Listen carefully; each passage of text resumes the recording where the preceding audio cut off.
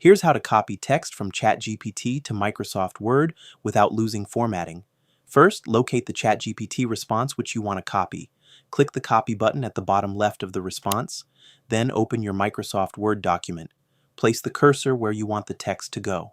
Right-click and under Paste Options, choose Keep Source Formatting. This keeps the text structure and alignment intact. This method allows you to copy text from a single response. If you want to copy text from multiple responses, use the one-click export method with the ChatGPT to Word or PDF extension. You'll find the link in the description to install it.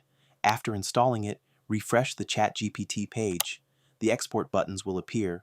To export a single response, click the word export button below the ChatGPT message. To export the entire conversation, use the word export button at the top right. In extension settings, you can also choose whether to export only ChatGPT responses or include user prompts as well during the entire conversation export. Next, to export only a specific message, enable selection mode, choose the required responses for export, and click the Word Export button at the top right. The file downloads with the text fully preserved, including layout, spacing, and formatting. Open the downloaded file in Word. The text appears exactly as it does in ChatGPT. That's it. This is how you can copy text from ChatGPT to Word without formatting issues.